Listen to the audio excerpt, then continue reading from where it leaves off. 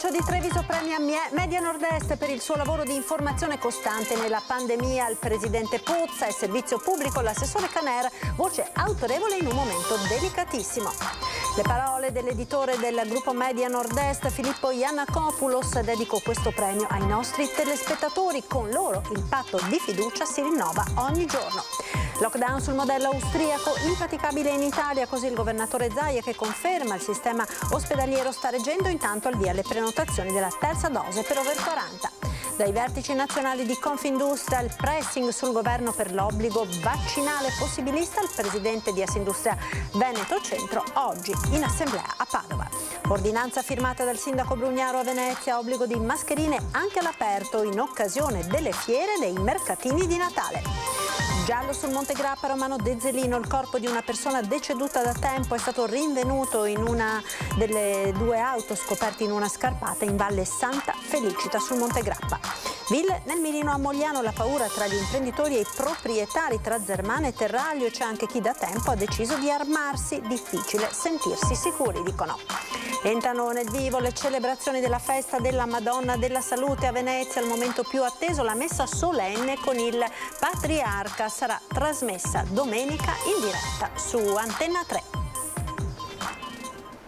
Ben ritrovati con l'edizione del Veneto dei nostri telegiornali. Questa sera in apertura parliamo di noi, perché oggi pomeriggio la Camera di Commercio di Treviso ha premiato Media Nord-Est per il suo lavoro di costante informazione nella pandemia. Il presidente Pozza è un servizio pubblico, l'assessore Caner, voce autorevole in un momento delicatissimo. Vediamo. Per aver abbracciato la filosofia del servizio pubblico nel difficile periodo della pandemia da Covid-19, dimostrando continuità, appartenenza e forte professionalità, in particolare per le dirette non stop condotte in studio e nei luoghi durante il lockdown, dando un fondamentale supporto alla comunicazione sociale ed economica del territorio. Queste le motivazioni che hanno portato la Camera di Commercio di Treviso Belluno a riconoscere il lavoro quotidiano del gruppo Media Nord-Est, Antenna 3, Rete Veneta, Tele Nord-Est, Tele 4, presidi di un'informazione libera e indipendente capace di raggiungere oltre 1 milione di telespettatori al giorno, prima TV locale d'Italia. A ritirare il riconoscimento accanto al sindaco di San Biagio di Callalta, sede trevigiana del gruppo, l'editore Filippo Iannakopoulos. Una storia imprenditoriale che è storia del territorio, servizio pubblico, l'espressione più utilizzata da istituzioni e imprese in un pomeriggio dedicato ai premi al lavoro. Media Nord-Est sta facendo un servizio pubblico essendo un privato. Sono stati 2 anni difficilissimi, noi oggi consegniamo un premio che doveva essere consegnato 2 anni fa e credo che l'editore Iannakopoulos merita questo premio perché professionalità e competenze si sono viste nelle sue reti. Media Nord-Est ha dimostrato in quegli anni di essere una TV che è cresciuta molto sul territorio, ha dato un servizio importante non soltanto alle istituzioni ma ovviamente alla gente comune, un'informazione locale e non solo, che diventa sempre più fondamentale fuori dal coro. Una storia, quella di Media Nord-Est, che si rinnova ogni giorno attraverso la cronaca, un vero e proprio patto con i telespettatori, a dirlo anche un Veneto d'eccezione. Date un servizio all'ascoltatore sicuramente più vicino a che sono le esigenze di chi vive in Veneto, di che piuttosto potrebbe farlo un servizio nazionale che sì, anche se si appoggia a giornalisti locali, non può avere questo sentore. Voi avete il polso del territorio perché ci vivete. E sentiamo le parole dell'editore del gruppo Media Nord-Est, Filippo Iannakopoulos. Un premio che io penso sia un premio a tutti i cittadini che ci seguono. È un premio per la fedeltà al lavoro, ma io dico un premio per la fedeltà al territorio.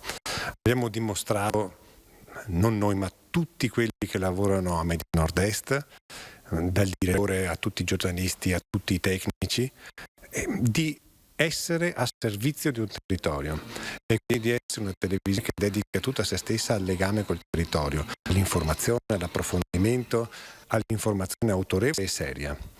E quindi un premio che noi accogliamo con grandissima soddisfazione perché testimonia che lo sforzo che abbiamo fatto anche durante la pandemia di non fare cassa integrazione, di puntare tutto sull'informazione, di fare più di 18 ore al giorno di diretta, ma che prima avevamo fatto con la tempesta Vaia, avevamo fatto con l'acqua grande di Venezia, avevamo fatto con la grande alluvione, quindi essere sul territorio, essere vicini al territorio nei momenti di crisi e rappresentare poi anche i momenti importanti per il territorio, quindi le Olimpiadi, le varie territori segnati dall'UNESCO, quindi sostanzialmente essere la rappresentazione del successo di un Veneto che vuole essere un'eccellenza nazionale. Questo è servizio pubblico. Questo è servizio pubblico.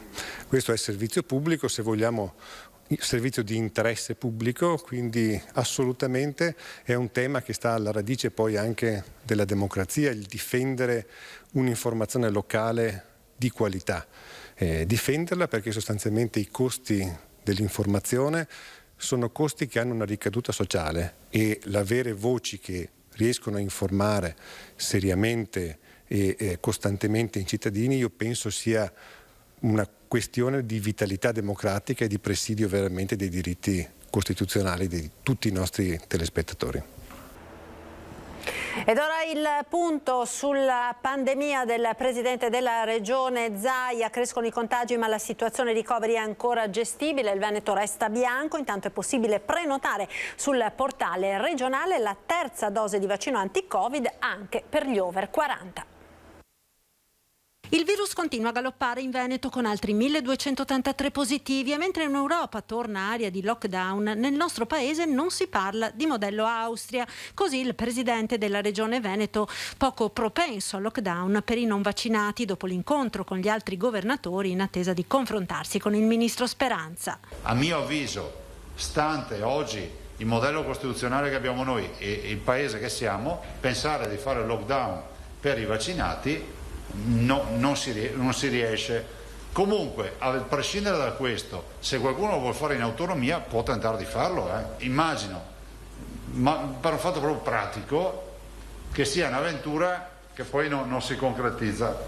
Assai preferibile, secondo Zaia, il modello italiano dei colori delle regioni. Noi cosa diciamo? Diciamo che il nostro modello dei colori e delle scelte in base ai colori comunque ci ha permesso di accompagnare il percorso evitando il lockdown, tranne quello fatto dall'8 di marzo all'8 di maggio del 2020. Ma non si è esclusa la possibilità, prosegue Zaia, all'interno del modello italiano dei colori di prevedere restrizioni differenziate per chi è vaccinato e chi non lo è. Si andrà a discutere e vedremo quale sarà la soluzione. Sicuramente la soluzione sarà nazionale, applicata ai colori delle zone. Però l'obiettivo è quello di non andare al lockdown. In Veneto ci sono 656.000 Novax, ai quali si aggiungono i 650.000 bambini al di sotto dei 12 anni, che al momento non sono vaccinabili, con una percentuale di vaccinati dell'85,1%.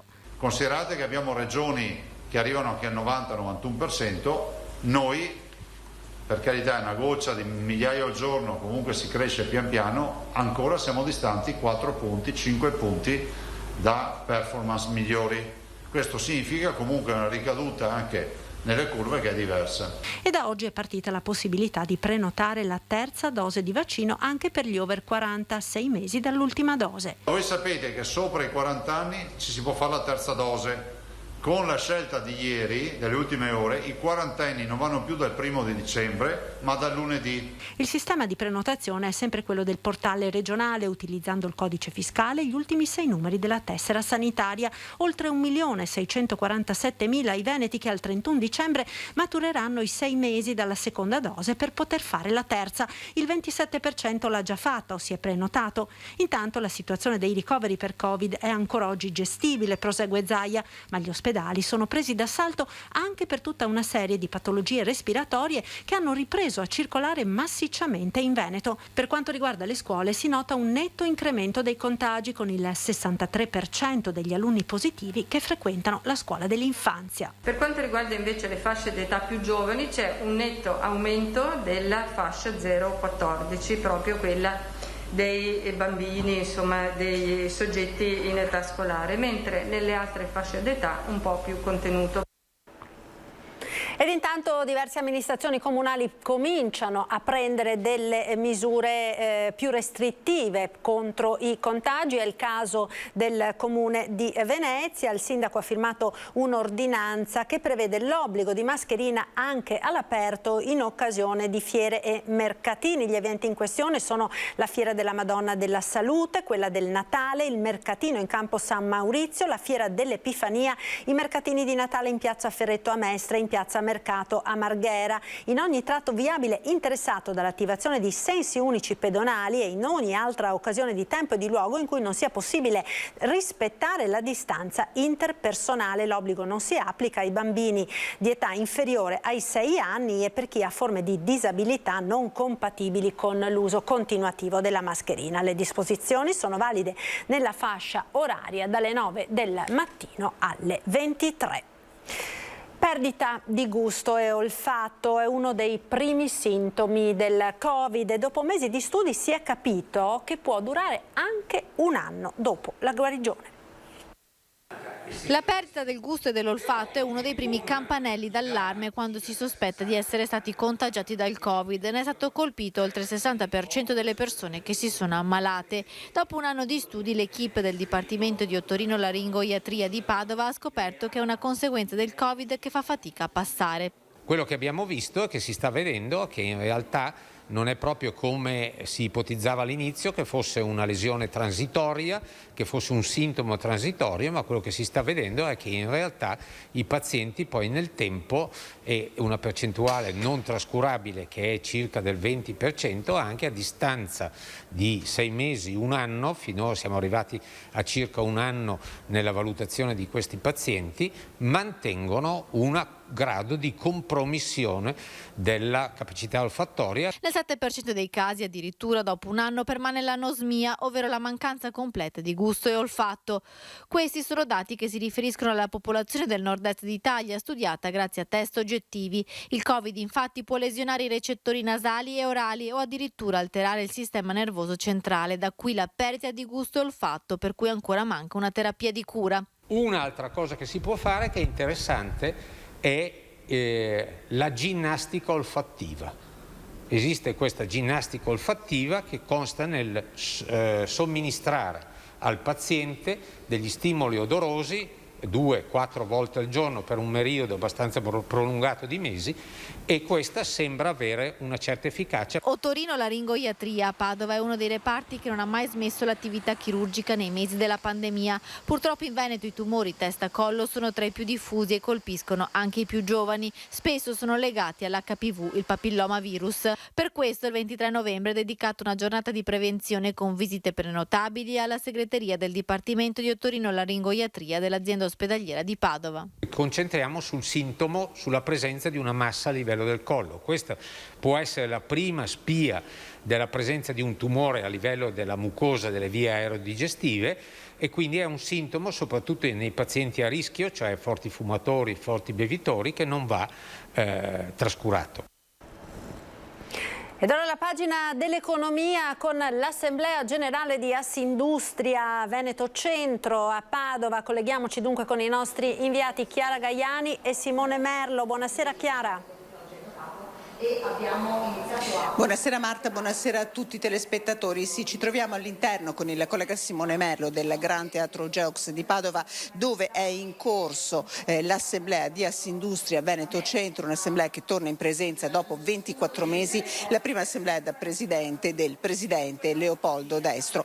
Molto applaudita la sua relazione Ripartire dal capitale umano, lo slogan di questa assise, una relazione che in apertura ha ricordato le 130.000 vittime in Italia del coronavirus, 12.000 solo in Veneto, una cifra che è stata salutata da un lungo applauso con tutti i quasi 1.500 imprenditori presenti qui sui circa 3.400 di Assindustria Veneto Centro, che si sono alzati in piedi proprio per salutare. E qua chiede a tutti, ha chiesto Leopoldo Destro, l'assunzione di maggiori responsabilità, perché il momento è molto delicato. Un'assemblea che ha toccato dei temi importanti le grandi preoccupazioni, le grandi sfide per il futuro degli industriali di Padova e di Treviso, la denatalità, la richiesta di manodopera specializzata e poi ovviamente i temi dell'emergenza climatica e della sostenibilità. Anche la carenza di materie prime, tutti i temi sul piatto, frutto anche di un lungo confronto tra imprenditori. In questo momento è in corso il confronto dibattito all'interno dell'Assemblea. Ha parlato anche il governatore Zaia, che è tornato a parlare di contagi, della recrudescenza di contagi e aumento di cui ha parlato anche a margine prima dell'inizio dei lavori il presidente di Assindustria Veneto Centro Leopoldo Destro, che ha parlato tra l'altro anche di possibilità di lockdown differenziati e di obbligo vaccinale. Lo sentiamo e da Padova restituiamo la linea allo studio. Ecco, il presidente Bonomi parla di obbligo vaccinale da valutare, lei cosa dice? Io dico che può essere una soluzione, però lascerei che questa soluzione la prenda il governo e l'Istituto Superiore della Sanità, che sono le persone secondo me che riescono a darci le risposte più specifiche e giuste. Tra le problematiche che vediamo, questa dell'aumento dei contagi è una problematica seria. Io spero che non si debba arrivare a soluzioni estreme, ma a soluzioni, diciamo, positive, che facciano in modo che le nostre aziende possano continuare a lavorare. Le nostre aziende fin da subito durante il primo, diciamo, lockdown si sono dimostrati luoghi sicuri dove lavorare, e quindi abbiamo fatto di tutto per cercare di dare continuità alle nostre aziende. Se abbiamo pagato un conto, diciamo, salato anche proprio in termini di decessi all'inizio di questa pandemia, io penso che dopo tutto il nostro Paese si sia invece dato delle regole precise, organizzato, e io penso che anche in quest'ultimo frangente, cioè del Green Pass obbligatorio, sia stato affrontato con molta disciplina dalle aziende e dalle sue persone, e questo abbia fatto in modo che adesso non siamo nella situazione di Germania ed Austria, cerchiamo proprio di non arrivarci. Grazie quindi a Chiara Gaiani e a Simone Merlo da Padova per l'Assemblea Generale di Assindustria Veneto Centro. Noi ora proseguiamo con la cronaca. Ritrovata la carcassa di un furgone bianco tra Costalunga e Valle Santa Felicita. Si pensa sia di un uomo scomparso lo scorso 21 settembre.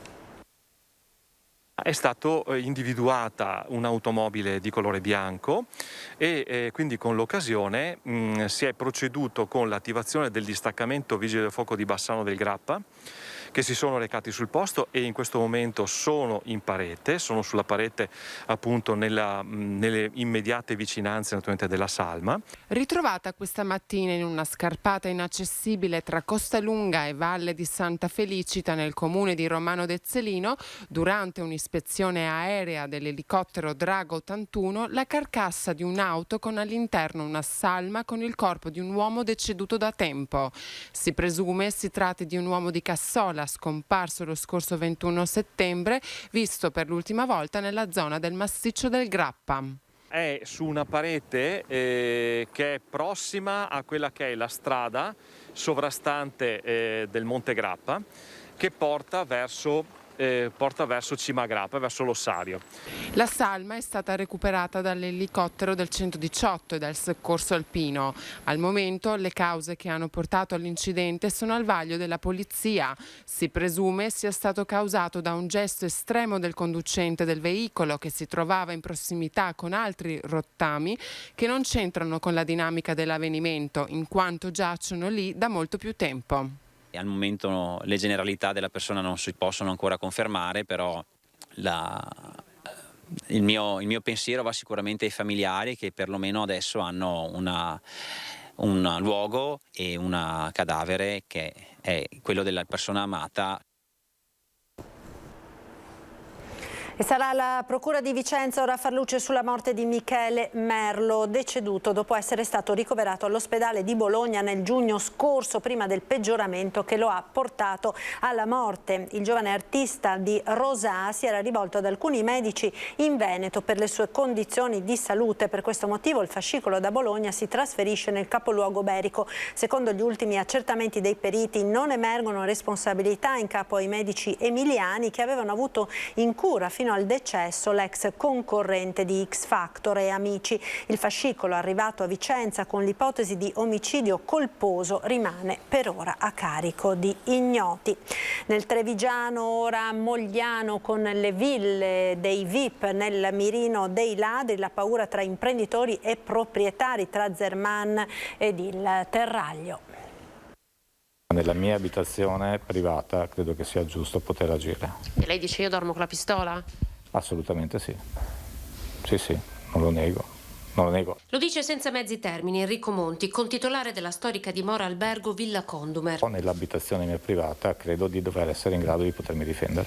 La chat tra vicini imprenditori attiva sul suo telefono in questi giorni è bollente. Monti, una banda di ladri, l'ha vista in azione con i suoi occhi mentre tentava di entrare scavalcando il muro di cinta della villa in cui viveva allora e che oggi, guarda caso, è dell'amico imprenditore Nicola Giol, quella presa di mira dalla banda di ladri martedì scorso, ricercata in queste ore con tutta probabilità responsabile del secondo assalto poi sventato dal custode. Sanno dove andare sicuramente. I nomi sono i nomi più importanti della provincia di Treviso o Venezia e quindi sicuramente sanno dove mettere le mani. La preoccupazione comunque esiste e io penso che anche gli abitanti dei paesi che girano per strada la sera dovrebbero anche tutti quanti veramente dare una mano importante, oltre alle forze di polizia che ci stanno mettendo l'anima in questa cosa, però tutti noi dovremmo cercare di dare una mano. In Villa Condumer sono entrati 4 volte portando a casa poca roba, ma nel vicino golf club le razzie alle auto sono frequenti. Banditi dunque attirati dal lusso. Dei colpi alle auto in parcheggio troviamo conferma anche nelle parole della responsabile eventi di Villa Braida, altro gioiello a pochi chilometri di distanza. C'è stato un periodo in cui aprivano le macchine in continuazione, soprattutto ai clienti con macchine di un certo tipo, posizionate le telecamere in parcheggio, dal giorno dopo non è più successo e purtroppo abbiamo avuto un furto anche all'interno della villa, quindi appunto giusto in una zona che non era coperta sono riusciti a passare. Quel colpo fu grosso, molti gli oggetti di valore razziati nella cassaforte. Non siamo una struttura privata ma siamo un albergo, quindi abbiamo una copertura da parte del personale 24 ore su 24, comunque dei fari che entrano poi si spengono di notte, dei rumori che si sentono sempre, poi questa situazione. Una situazione che non fa stare tranquilli, ammettono, e che va ad aggiungersi all'ombra delle nuove restrizioni che incombe su questi luoghi di prestigio che hanno pagato in pandemia uno dei prezzi più alti. Vediamo già molta gente che si sta tirando indietro e per noi sarebbe veramente una catastrofe. Stiamo facendo dei salti mortali, ma se chiudono adesso per noi veramente vuol dire chiudere veramente l'albergo, insomma. E 4 albanesi già fermati lo scorso ottobre dalla squadra mobile di Venezia sono stati raggiunti da una nuova ordinanza di custodia cautelare in carcere. Dalle nuove indagini risultano essere gli autori di numerose razzie tra le province di Venezia, Treviso e Padova. Una nuova ordinanza di custodia cautelare in carcere è stata eseguita dalla polizia nei confronti di 4 albanesi già fermati il 22 ottobre scorso per numerose razzie in case sparse tra le province di Venezia, Treviso e Padova. Il nuovo provvedimento restrittivo è stato emesso dalle procure di Padova e Treviso dopo il fermo convalidato dalla magistratura lagunare in seguito alle indagini della squadra mobile di Venezia che aveva individuato la base operativa del quartetto a Mestre. E da qui infatti che i professionisti del furto partivano a caccia di case da svaligiare, armati dei ferri del mestiere, trapani, pinze, tronchesi e guanti. I colpi erano studiati nel dettaglio, i malviventi erano capaci di svaligiare fino a 8 case in una sola notte, dimostrando ogni volta grande professionalità. Riconosciuti fin da subito per la loro tecnica, per entrare nelle abitazioni praticavano un foro col trapano nella maniglia della porta d'ingresso o di una finestra. Almeno una ventina sono i casi che li vedrebbero coinvolti nel Trevigiano, soprattutto nei comuni di Breda di Piave, Santa Lucia di Piave, Trevignano, Vittorio Veneto, Cappella Maggiore, Arcade e Salgareda. La banda del buco è riuscita a compiere una quindicina di colpi anche tra Padova e provincia, specialmente a Ospedaletto Uganeo e Saonara. Molti altri invece avrebbero preso di mira abitazioni della provincia di Venezia. Ed ora la festa della Madonna della Salute a Venezia, oggi i primi pellegrini, domani pomeriggio il pellegrinaggio dai giovani e domenica mattina la messa pontificale presieduta da Monsignor Moraglia che Antenna 3 trasmetterà in diretta. Anche oggi, a poche ore dal clou della festa, la Basilica della Madonna della Salute a Venezia è stata meta di tantissimi pellegrini. Domani sera, a partire dalle 18:15, le celebrazioni entrano nel vivo. Ci sarà il pellegrinaggio dei giovani, guidato dal Patriarca Francesco, con partenza da Campo San Maurizio alle 18:15 e arrivo in Basilica recitando il rosario attraverso il ponte votivo. Domenica mattina, invece, alle 10 il pontificale presieduto da Monsignor Moraglia nella celebrazione dell'Eucarestia che Antenna 3 seguirà in diretta. Il giorno della festa, il 21, come tradizione, la Basilica apre alle 5:30 del mattino e chiude alle 22:30 della sera. In questi giorni apre indicativamente attorno alle 8, anche un po' prima, e poi chiude attorno alle 7 di sera, tranne questa sera, oggi e domani, che fino alle 10 c'è l'adorazione eucaristica in preparazione alla festa. Una giornata di festa per tutta la città. È un orgoglio, un onore sapere che il tema della salute accomuna tutti e la Madonna accoglie tutti. Questo credo che sia il significato vero, a prescindere dalla nazionalità, dalla fede, dalla razza, dall'età. Credo che la Madonna della Salute possa essere un'occasione davvero tutti per ripensare al nostro rapporto col nostro corpo, con l'ambiente. C'è la necessità di avere mascherina, distanziamento sociale, il gel, il famoso gel, ma tornano le 29 bancarelle che sono miste tra le candele, dove il fedele può acquistare la candela, e le frittelle, i palloncini. È tutto, grazie per essere stati con noi, vi lascio come sempre alle previsioni del tempo con il meteo, buon proseguimento con Antenna 3.